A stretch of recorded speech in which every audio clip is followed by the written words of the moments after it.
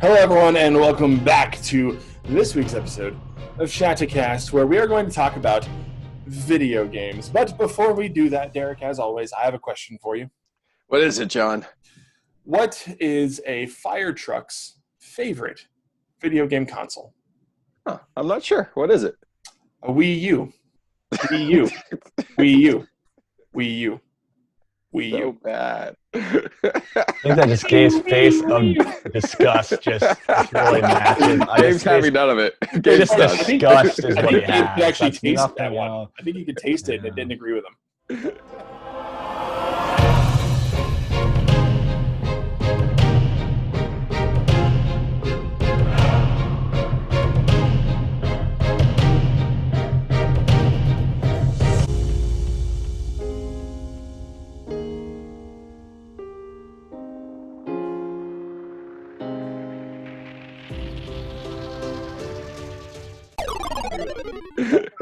Oh gosh. And now, as we come back from our intro, thank you very much for always enduring through the power of Christ the awful puns that I lobby at my friends here. I am joined by Gabe, the venerable CEO and president of Shattered, and that is Thank you. Derek. Yeah, the way you titled that, I want to look at your comma And placement. did I get fired? It was like What a comma placement.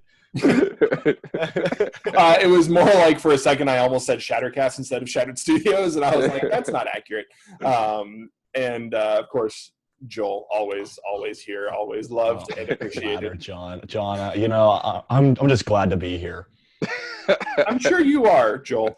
I'm just glad you guys keep on bringing me back for these things. Derek, that's what surprised me. we need to talk later on Joel's contract. When is it up? Yes, it's Well, up soon. actually, I've now sworn my loyalty to Gabe. So To Gabe. yeah. So I just think that's podcast. All right. Speaking of swearing loyalty, we're going to talk about video games today. Wow. And specifically, we know in the news there's a new generation of consoles coming out this year. It seems to have not been slowed down by the current international situation we find ourselves in. But we've got the next gen of PlayStations and Xboxes. And I love how, side note, this wasn't in the notes or anything, but I love how every time a new generation of console comes out now, there's like 4 versions of it, Like, you're not just going to get the new Xbox. It's like you're going to get an Xbox, but then there's also like letter variations. It's like they took the Apple method of new generations. Well, there's 4 Xboxes to choose from this year, really. It's so confusing right now. I was doing research. It's like Xbox Series S, Xbox Series X. I'm like, could you pick another name, please? Right? It's like, can we just stick to title updates only? I don't want 1.1237. I want 1 and then 1.1 and 1.2. Let's just keep it easy, please. And then PlayStation's like, PlayStation 5, y'all, hold my controller. Right. This is pretty much, it's like buying like a new car. You got like the XX, the LX, you got the LX, You you got get to the pick for your new Xbox, yeah. So with these consoles launching later this year, there is obviously talk of exclusivity and games that are going to be available on one console or the other. As a brief intro to that, my favorite series of games, which I won't recommend because they are shooter games and they have language and other things, and so do your research before you buy and play a game. It's not for everybody, but Metal Gear Solid and that series of games, for me, the penultimate of gaming. Growing up playing Metal Gear Solid on the original PlayStation. The stories that they wove took gaming from this escape where I can just have fun to, wow, this actually is challenging my worldview, because the story they're telling is that compelling and that detailed, and made me fall in love with the idea of that. So that was originally a PlayStation exclusive, and then I want to say within the last 8 years or so, they got rid of that, and you can get it on Xbox now. And so there are still some games that are exclusive.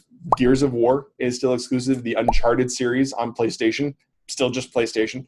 But that being said, let's just talk about exclusivity in games. What do we want to talk about? Derek, you start. I definitely think there's different types of exclusivity. As you were just mentioned, John, there are some franchises who traditionally just come out on one console, and they're kind of console sellers. So if we're talking about Xbox, we're thinking like the Gears of War, the Halo, a couple sports games, a couple other stuff I can't think about because I'm not an Xbox guy. Sorry. Growing up, I was more into RPGs, so that's actually why I got into PlayStation, because PlayStation had more of the Final Fantasy stuff, more of the Uncharted, things like that kind of appealed to me. But that's been around forever. If you think about Nintendo, if you're going to play a Mario game or a Link, you need a Nintendo, or Zelda, sorry. Sorry, fanboys. You need a Nintendo console. And so I think we're used to that. So I think kind of games on different consoles we're pretty used to. But then there's other types of exclusivities that are coming out, where a game might start off on one console, as you were talking about, John, and then branch out to other systems. Or Xbox continues to do something interesting. A lot of their games are appearing both on Xbox and PC, because they're both owned by Microsoft. And so we can talk about the pros and cons of that.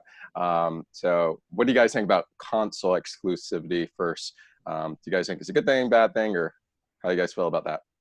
Well, I think that, they need to have it because that's what makes you want to buy that console.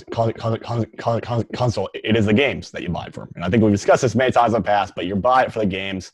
You're not buying it for the hardware. You want the good games that your friends are playing. I think that Nintendo has it right because they make games for a platform that's so unique that you can only play those games on their platform. When you have like Xbox game, it makes sense you could play it on the PC because the Xbox controller, you can attach it to your PC. That's what I do. Now I pretty much exclusively play on the PC now. That's what my game on. But I plug in my Xbox controller here to my PC to play games. So, to me, I've kind of removed myself from the whole debate of should I get the PlayStation or should I get the Xbox. Now, the difference is cost-wise. If you want to build a good PC, you're spending a lot of money. You're at least looking at $1,000 upwards to $2,000, maybe even more than that, and that's a lot of money.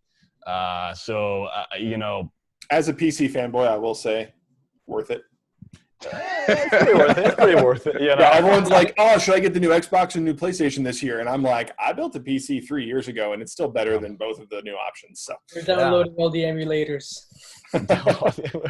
Illegal. No, we're going to endorse the emulators. We're not endorsing that. Repent. Okay. But Joel, you were saying. To bring it back down to earth, if you're someone that's like, I want the Xbox, I want the PlayStation, which one should I choose? Go with the exclusive games. I think that the PlayStation has a better lineup, at least for the games that I tend to like. Similar to Derek, I tend to like the more RPG stuff. And I think the PlayStation has been winning. The Xbox has been doing interesting stuff where, going back to the Xbox One, they were not just making a video game console, they wanted an entertainment system. Yeah. And as the console wars increase, the Xbox, they're pretty much making it a mini computer is what they're, in a sense it already is. Both of them kind of are, where they're mini computers. You can do all your computer browsing on them. You can watch YouTube, you can watch Netflix. They become these entertainment ports that are they just cost you less than building your own PC. And I think as video games become more and more like computers, or not video games, but as these systems become more and more like computers, the more the games are going to have crossovers with games that are going to be on both of them. Because at the end of the day, I think that the end game is, in 10 years from now, will the Xbox be distinguishable from just owning a PC? And the truth, my own opinion, I don't think it will be. I think that they'll be one and the same at that point. I think that the PlayStation may hold on to their gaming style more because they're doing creative stuff with their tracking pad on or at least they were at one point, and they've always been, at least the way that they've sold themselves has always been, this is for video games, whereas Xbox has always been, this is an entertainment system. And I think that Nintendo will always have an upper hand on all of them. because just to reiterate my point as before, it's because they make games that you can only play on their system because their system is so weird. The stuff they do is so out there. Like whenever they launch like the Wii, everyone's like, "What the heck?" Whenever they launch like the Wii U, it's like, "What the heck?" Like most people don't even know how to respond to it, but they know that the new Zelda game is going to require you to use these new controllers, so you can't cheat and put it on the PC. However, if this is like a new Call of Duty game or new Halo game, it's like, why can't I play it on my PC? Because my PC, I can still, there's no difference. Mm-hmm. Yeah, no, those are really good points, and I think that it expands out from even just franchise exclusivity, where you will see like even games like Destiny, where you could play on several different consoles. They might release an expansion or a DLC on a particular console first. Call of Duty has done that. A lot of games that are cross-compatible.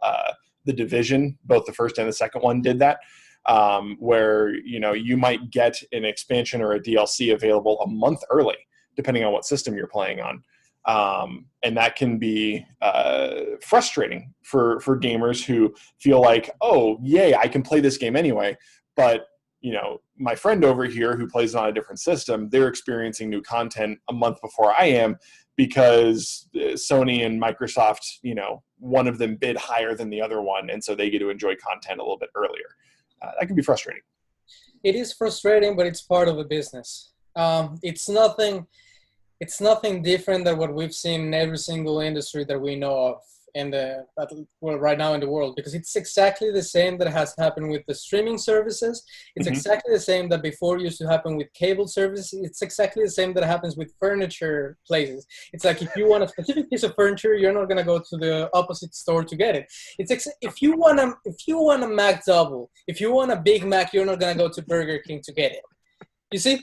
So Game's telling you, stop crying about exclusivity, all right? Yeah, stop it. It's the name of the Stop game, whining. All right. You don't go to Arby's to get a Whopper. I'm just saying here. I mean, of No, you're right. I love everybody it. would want everything at the same time with what they got. Yeah. But that's just part of it. That's just part of what it means. One of the reasons that they're getting better, it's because there's competition between them. If there was no competition, what would be their intent to get better? Probably, yeah, sure, of course, get the best. And maybe there are some ones that are saying, well, it's because I want to push the envelope, right? But we live in a capitalist society that what it is saying is like, okay, what is getting me the best return for my investment, if that's the case, right? And sometimes those license agreements, sometimes those buyouts of the rights of the games, or exclusivity, as we say it, it's even the best option for the developers of the games. Because maybe, what if the option is like, well, either you give us the exclusivity, or we're not gonna promote your game here in this console, right? Then what's the point of saying it? It's I remember that one of the things that Joel likes a lot and that we talk about, it's about art itself. And it's all the expressions of art. Well, video games are right now an expression of art that is growing right now. That it's pretty new. I mean, it's not that video games have been here for centuries. So it's just getting back, and maybe there's a new way of doing business right now, but what we've seen in our society is just basically going back to the same. Even streaming services, when they started coming out, it's like, oh, well, finally we're going to get all these movies in one same place, all these TV series, all these things in one place, right? But what happened is that it started going back to the same thing that was cable. And it's exactly the same thing that the video game industry is doing. Do I believe that there's a better way of doing it? I believe that there's a better way of doing it, but it doesn't seem that we're going that way. Yeah, exactly. So as for the time being, unfortunately, just go with what you like. If here's my thing. I like Mario Kart a lot, and I like Super Smash Bros. A lot, but I know that I'm not going to get it in PlayStation, right? And if that's the kind of game that I like playing with my friends, if that's the kind of game that I say, like, hey, this is the best one for me and for my enjoyment, then why would I go with a console that is not going to give me that, right? each one of the consoles has its pros and its cons. I remember one, we're not endorsing the Big Bang Theory, but I remember one episode where Sheldon was trying to get an Xbox or a PlayStation. And it was like the whole episode trying to get one or the other. And it's like, oh no, but this one has this, but doesn't have this, and this one has this, but doesn't have this. It's the same in every single decision. I say, make a decision, go with it, and get the best out of it, because it's still enjoyable either one or the other. I think the scene of him trying to explain his situation Get friends was that have the other one. You get one and get your friend to get the other one. Well, and you know, honestly, that brings up another good point, and that's being a PC gamer.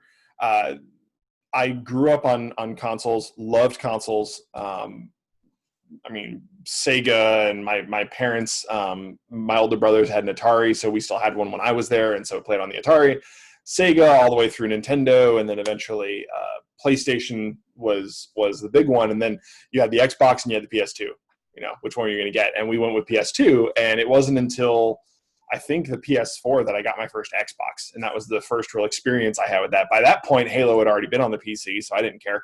Xbox is cool, but now I don't buy a console unless I have to, and the only reason that I consider myself having to is if all of my brothers who live in various places thousands of miles away from me are going to get a console, and it's the only way we can play together.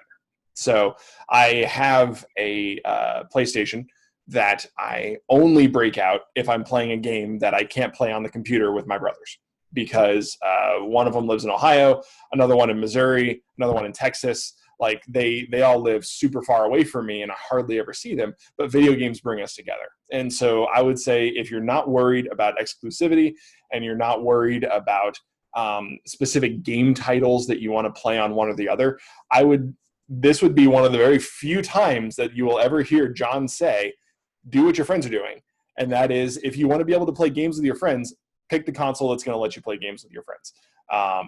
Ultimately, the Xbox and the PlayStation are going to be head-to-head on graphics, on HD support, on audio support. This isn't the first generation where I think the original Xbox, didn't they back like HD DVD and PlayStation went Blu-ray, and Microsoft lost that battle hardcore. But now they both do Blu-ray, okay? They both have like 8K outputs. It's insane. Okay, so just all that hardware argument mostly doesn't matter. Mostly doesn't matter. Just play with your friends and have fun. Doesn't have to be a nightmare. I love it. So we've been talking about console game exclusivity, and I agree pretty much with, I think, everyone. That doesn't really bother me. Their games is a business. They're trying to sell you. It's interesting that the Xbox Series X is set to come out in November now. But they announced that the new Halo won't be out till next year. So I'm curious how that's going to impact their sales. So that's interesting. Where it gets a little bit trickier is content exclusivity. So John was talking about like certain games, you might get a DLC drop sooner or whatever. It's still business. Again, that doesn't bother me too much. The new thing that's out now is that Marvel has Marvel Adventures, this new game that's coming out. They have a couple deals for PlayStation. So two things happen. One, there's some costume emote DLC that's exclusive for like 30 days or something for PlayStation. Okay. The kind of the murkier things is that they're doing beta that was for the first weekend just for PlayStation, second weekend for Xbox users, and then third weekend is for everyone, I believe is how they spread it. First off, I don't consider that a beta. That's just me. We'll talk about that another time. Betas in a lot of the video game industry aren't betas anymore. Yeah. That's a demo. You're giving me it's a demo. It's what you're doing. But that's a whole nother issue. The big issue though is that you can only access special character Spider-Man on the PlayStation currently. And that might be because of Sony's deals and all that stuff, but some Xbox fans and PC fans are like, hey, we like Spider-Man too. Is that fair? So it's also a business, and I have a PlayStation, so it won't affect me if I decide to get the game, but I can kind of see why other people who might really love Spider-Man, they won't even have a chance to play this character currently unless they change stuff because they don't have that particular system. I don't know. What do you guys think about that? Is that fair? Is that still business? What do you guys feel about that? I think it's still business, but it's unfortunate. One of the things that I do not like in the business side of the video game industry is, for example, when it starts getting too much into DLCs and it's like, oh, well, now you cannot get the fullness of the game and enjoy the game unless you buy a DLC or unless you buy the extra content. Like, for example, this case is like, oh, wonderful, I'm going to buy a Marvel game, right? And I'm going to be able to play, I don't know, with the Avengers, with the whole thing. It's like, well, no, you can only play with half of it because the other half you don't get access to. That's when it starts getting very touchy in a sense. Why personally I like a lot of the single player games and the campaigns and all those things, so I hope to be able to play with everything that has to do with the story. Now, that's not the case today, but you should be able to enjoy the game as you're buying it. If you're already paying for it, you should already get the fullness of it. And everything else should be an extra instead of just like having to pay to be able to play the game that you already paid for. I have a solution. What's your solution? On the Xbox version, they need to release a character named Arachno Boy. Arachno Boy. Man spider. Well, I think Derek, probably you're right. The reason Spider-Man is only going to be available on PlayStation is almost assuredly because of Sony contracts with Spider-Man in general. Yep. That being said, let's extrapolate that to other things, right? So when you pre-order a game through Best Buy, you're probably going to get an in-game bonus. It's going to be different if you pre-order it through GameStop or Walmart or Target or whichever company. And so those usually don't matter too much. They're usually cosmetic, but sometimes they're not. They're actual in-game items that might give you a benefit and could inform which place you pre-order it from if you want the pre-order bonus. At the same time, if this is the logical extension of that, imagine Destiny 3 comes out. You have your 3 classes, Titan, Hunter, and Warlock. And what if you can only play the Hunter class in Xbox? You have an entire class that's locked out to you. You know, what if that is a direction that games end up going, where you get the game, but some of the content is gated depending on which system you're playing on? I not that I'm a cynic, but I don't put that past the video game industry if they think it will make them more money. And if we get to that point, then it's just going to be up to the people to stop buying the games that they say. 100%. 100%. That's why I don't pre-order games anymore. I just don't pre-order games. I want a finished, successful product that I can purchase. Yeah. Too often, the video game industry has treated pre-orders like their own version of Kickstarter, and it's like they're not ready. And it's like, oh, okay. Yeah. Well, and I think with this Marvel game, I think that we'll figure out the results of that if it makes any sales on the Xbox and this really kills it.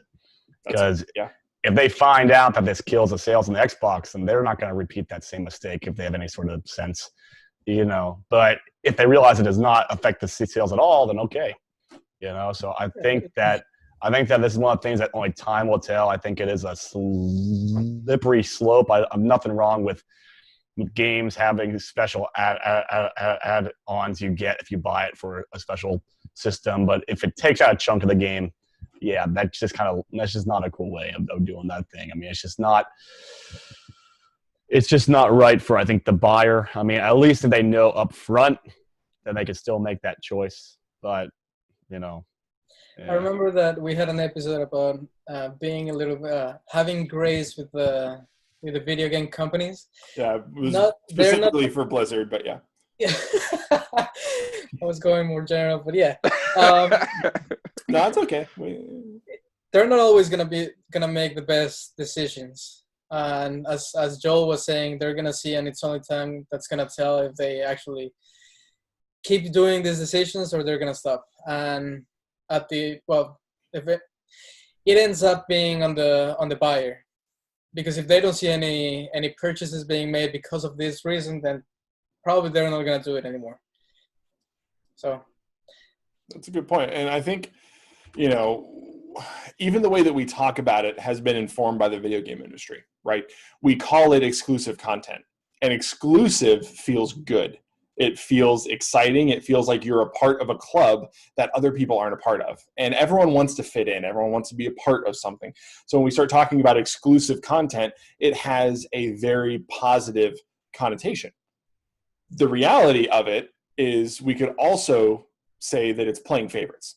We could say that they are showing favoritism towards Sony and not wanting to double down and say, no, we want this character available on Xbox, and try and push that contract. We don't know if they did get into it back and forth and really fought for it, or if they were just like, oh yeah, that's not a problem. We don't know. But it's very possible that that was the way that it panned out. And so it can feel good to have exclusive content. It can feel bad to feel like the other group of people is the parent's favorite. And so we start talking about exclusivity. I think favoritism is an equally appropriate way to talk about it, and to give just the other side of the coin and some of the negatives of the industry. It is the way that things are, but it doesn't necessarily mean that the way that things are always right or correct. And so, from a biblical perspective, we talk about favoritism. I think the easiest, shortest verse, which I'm not going to read the whole context, even though I'm a huge fan of context. All right, you can look it up later. Read the whole chapter in Romans, and I promise it won't change the meaning of this verse. But Romans 2:11, God doesn't show favoritism. So when we start talking about exclusive content in video games and we feel like we're being left out, one of the things that I always want to remind people of and caution people of is that ultimately you're not missing out on anything eternal. You're not missing out on anything that matters, right? From a biblical, eternal standpoint, God isn't going to favor one person over another. He's not going to lift somebody up and be like, you don't matter to me, right? God isn't that kind of a parent. That is my initial thoughts. I have more, but I want to open the floor and let some other people share maybe their thoughts about favoritism in the Bible and Scripture. Yeah, I think it depends on how you, I agree with that. And I think it depends on how you define favoritism. And we have the definition here. So practice of giving unfair preferential treatment to one person or group at the expense of others. And so the Bible is clear as far as people, we're not supposed to play favorites. We're not supposed to, there's clear scripture. We're not supposed to treat someone differently because they might have less or more money, because they look a certain way. That's a my wife is my favorite. What was that? My wife's my That's a different application there. Okay. Again, we're not supposed to assess value to someone based on how they look or what we think about them. God's clear. We're supposed to treat everyone with the same amount of worth and love and care that God treats us. And I think the same applies to God, as far as God loves everyone and God cares for everyone. God wants the best for everyone. Where we can play semantics just a little bit is the Bible also says interesting things like God is, and I would use the term, more of a champion for those who are oppressed, for those who are beaten down, for those who have less, who are constantly picked on. God champions their cause. God's a champion of the underdog to make sure that all of us take care of those who are most in need. And so I think we need to remember that as well. And then finally, God gives favor, another word, God gives favor to those who follow him, to those who are trying to live their life, who are called according to his will, who have accepted him, who have dedicated their lives to him, who are trying their best to honor him, all that he does, or all that we do. God says, I will bless them. I will favor them. Romans 8:28 that we love to quote says, I will work together all things for good for those who are called according to God's purpose and who love him. So again, I think those are different words. We're not supposed to show favoritism, yet God still champions those who are oppressed, and we should also model that. And God shows favor on those who are trying to do their best to follow him. So 3 different concepts there. The main concept in this context, though, is no, we're not supposed to treat anyone better or worse than anyone based on where they're from or how they look. Those are my thoughts. What do you guys think? Couldn't have said it better. Yeah, I mean, I think the way you said, I mean, the word definitely backs all that stuff up. I mean, one of the things I think Jesus tells, he tells it's like, hey, like, don't just give someone a better seat, in the synagogue because they look like they have nicer clothes and robes or whatever. Like, no, like, treat everyone, don't give them, something better just because they look better, just because they're more appealing. One of the things that God says that God judges the heart. So God's looking at where man only judges outwardly. We see even with the story of King David, the prophet at that time, Samuel, God knew he was going to call someone from the house of Jesse to lead. So Jesse had many sons, like 10 or 11 of them, and he brought them all out there to show the prophet. And the first one was like the tallest, best, good-looking one. And Samuel was like, "Okay, Lord, is this the one?" The Lord's like, "Nope." He went down the line, all of them. And the Lord said, "No, to all of them." And he's like, "Lord, what?" And then he asked Jesse, like, "Do you have one more son?" He's like, "Yeah, I have one more son, but he's out with the sheep right now. Like, you want me to call him in there?" He's kind of like the runt of the litter. Do you want me to bring this guy in here? And like, yeah, bring him in here. And that's the one that God ended up choosing. I like to imagine Jesse like getting a little bit sweatier the further you go like, down the line. He's like, "Oh God, voice. Oh no!" like he's just like, "Well, maybe we won't get all the way to David." I just like to imagine he's just getting like more nervous, like it's getting kind of warm in here, So God ended up picking the one that even his own dad didn't think this was. There's a kid that he's not worth bringing out. Because he was a little unhinged. He looked a little different. He kind of, he killed a bear and a lion. He's kind of like this madman. He would boast a lot. But that's the one that God chose because God knew his heart. So when we look at this thing, God looks at someone's heart. He doesn't look at, who's the most prim and, best looking, pretty, whatever. Sometimes here in the Western world, we get this thing where it's like this man of God syndrome where we built an entire ministry based off of one person and their names on every poster, their names on every booklet. And we exalt them to this almost like this Moses type level where it's like this guy's like the most high priest of high priests. And in this new covenant, here's the good news, guys. Everybody can function how Jesus did. Everybody can walk the walk. Everybody can do it. It's not about a few select. God has a calling for everybody. He does say that some are given less. Some may just have less, but it says if you take those things, they will multiply. You may feel like, Lord, I'm at a disadvantage because I'm in a wheelchair. Lord, I'm at a disadvantage because I have a speech impediment. Lord, I'm at a disadvantage. But know that even if you just give the Lord what you have, he will take that and he will double that. He will multiply that. God is so faithful in those type of things. Don't put a limit on it. And don't exalt somebody just because they have the perfect white teeth and the perfect smile and the most beautiful wife. And they're like, oh, this is like the man of God. Like, oh, everything's about him. It's like, no, God's looking at you and he's saying, look, I have a calling for you. That's special for you. He doesn't love you any less than them. He doesn't love you any more than them. But he does have a special calling for you. The same as every one of us is a unique human being. And here at Shatter Studios, we cater to the creative. It's for all people, but we want to go after the creative one, the one that's individual. There was a guy that I just met, and he makes hip hop music. He dyed his hair purple. He wears a lot of necklaces, a lot of jewelry, and God just gave me such a heart for this man. I just had such a heart for him because he's such a unique person. He doesn't have to conform or commit to it. He has his own style, and God made him perfect in that way. When David went to fight Goliath, and Saul says, "Put on my armor to fight him." And David says, "Your armor is too heavy. It doesn't fit me. It's not conformed to my body shape. Here's what works for me. It's the slingshot works." And Saul's like, "All right, dude. Like, if you think that you can stop a giant with that, go ahead, man. But you might want to take up a sword and some armor." He's like, "That doesn't fit me. So what may fit you may not fit someone else, and what may fit them, So the more you get to know God, the more you learn about how much he loves you, the more that it encourages you to be the best you.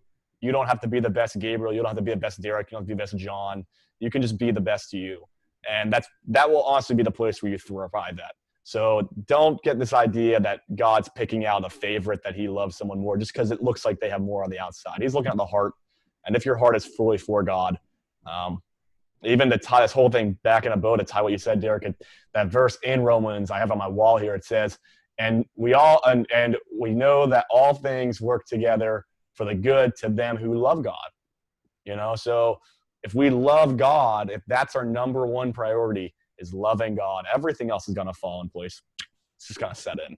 You know, we don't have to put on a mask. We don't have to put on a face. We don't have to pretend that we have this man of God syndrome or woman of God syndrome. Just be yourself, but still live a holy and pure life, because that's how you love God, is by fulfilling his commandments. You know, so pretty simple stuff, but it speaks to our heart, and it frees me. I mean, to be honest, this way stuff frees me to just, okay, I don't have to conform to someone else's shell. I don't have to put on their armor. I can put on my own armor, you know.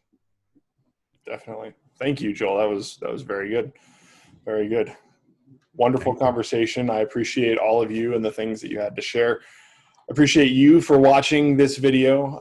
If there's sort of one takeaway, I think we would want you to know that you are beautifully and wonderfully made, exactly the way that the Potter crafted you. We love you. God loves you. And we'll see you next time. Bye. Like and subscribe. You guys ready to knock out this last one? Yes. I'm running out of steam. Time. 1 second to get some more water, and we'll be good. I should have hit record right before and cut that yawn. Dang it. All right. Yawn cast.